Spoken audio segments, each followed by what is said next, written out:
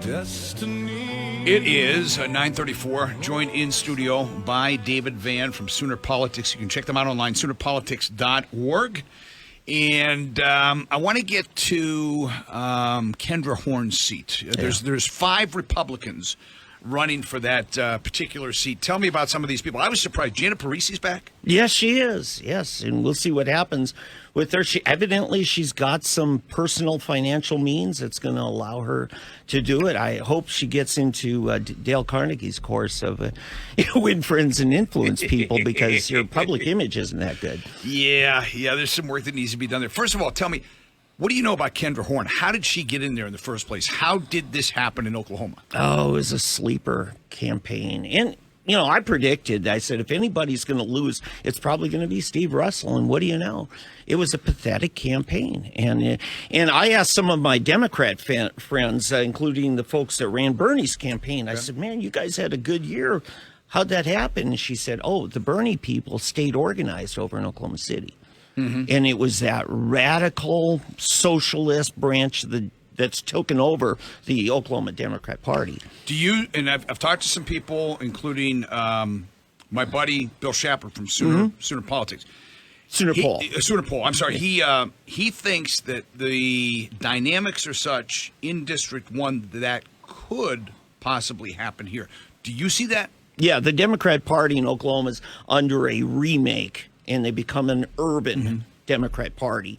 I thought the last vestiges would always be Little Dixie. Holy smokes, they are the most conservative now. Really? In the legislature. You look at who they're sending in. So the registration still doesn't tell you the real numbers there. It's almost impossible now for a Democrat to get elected in Little Dixie. Wow. Statewide, in the legislature. But it's become urban, it's become activist, it's become in your face. They're militarized. Right. I say they're militant. Yep. Yes. And they're passionate. They have their place.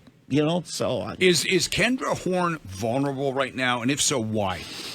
She is. There's a lot of money being dumped in from out of state. Most of her campaign war chest is, and that only tells part of it. Like this state question 807, medical marijuana getting on the ballot. Right. That's a Democrat thing. Okay. You look at the 2 people who filed it. Ryan Kiesel, who's was director of the ACLU in Oklahoma, and then Tilly, who is a Democrat campaign consultant. Mm-hmm. They're the ones that filed that.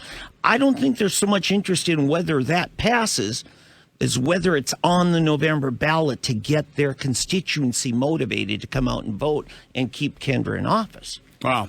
So talk to me about some of the people. I mentioned Janet Parisi. What about, is it Hill? Tell me about Hill. I know the least amount of him. He comes from corporate Oklahoma. Harold Hamm, the oil tycoon, is big time backing him. Now, you think, oh, gosh, tall building crowd. Well, Stitt and Hearn are coming from corporate America, right. And they're doing well.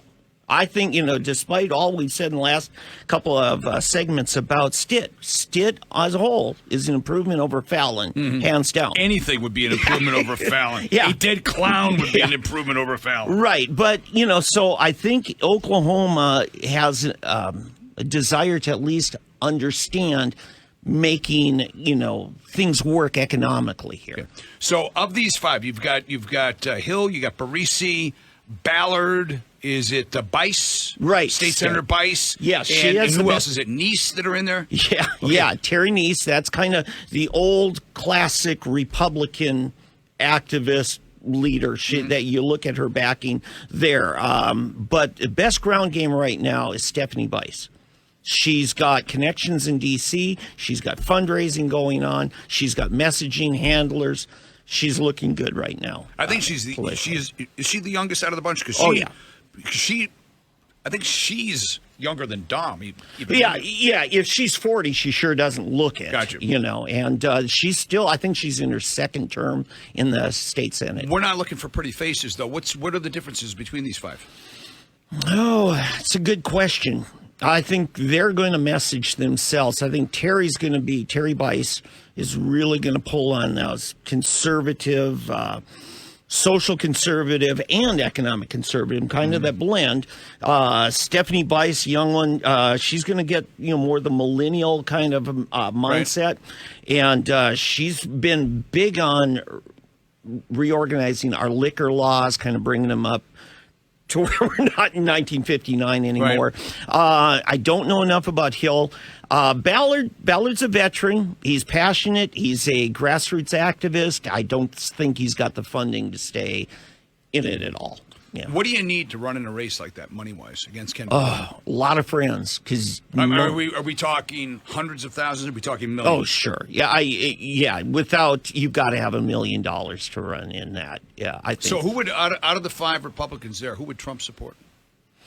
Boy, that's a good question. I think right now it's way too early. Mm-hmm. And I think ultimately he's going to support the nominee. I don't think he's going to involve that in that primary. Interesting.